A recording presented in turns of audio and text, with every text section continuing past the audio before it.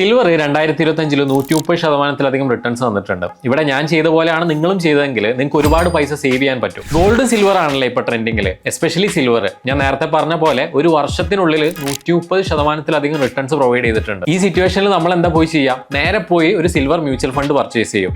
സത്യത്തിൽ അവിടെയാണ് നമുക്ക് പണി കിട്ടാൻ പോകുന്നത്. നിങ്ങളുടെ ഏതെങ്കിലും സിൽവർ മ്യൂച്വൽ ഫണ്ട് നോക്കിക്കഴിഞ്ഞാൽ FOF എന്ന് കാണാൻ സാധിക്കും, ഫണ്ട് ഓഫ് ഫണ്ട്സ്. ഇതിന്റെ അർത്ഥം മ്യൂച്വൽ ഫണ്ട് നേരിട്ട് സിൽവർ മേടിക്കുന്നില്ല, പകരം സിൽവർ ETF-കളിലാണ് പണം ഇൻവെസ്റ്റ് ചെയ്യുന്നത്. ഇവിടെയാണ് ശരിക്കും കളി മാറുന്നത്. അതായത് ഡബിൾ എക്സ്പെൻസ് റേഷ്യോ മീറ്റ് ചെയ്യേണ്ടി വരും. നിങ്ങളുടെ മ്യൂച്വൽ ഫണ്ടിന്റെ ചാർജ് നിങ്ങൾ കൊടുക്കണം, അതുപോലെ തന്നെ ഉള്ളിലുള്ള സിൽവർ ETF-ന്റെ ചാർജ് നിങ്ങൾ കൊടുക്കേണ്ടി വരും. അപ്പോഴോ ഒരേ റിട്ടേൺസ് കിട്ടാൻ വേണ്ടിയിട്ട് ഇരട്ടി ഫീസ് ചാർജ് ആയിട്ട് കൊടുക്കേണ്ടി വരും. It's paying double for the same thing. അപ്പോൾ ഇതിന് പകരം എന്ത് ചെയ്യണം? സിമ്പിൾ, നേരിട്ട് പോയി ഗോൾഡോ സിൽവറോ ETF പർച്ചേസ് ചെയ്താൽ മതി.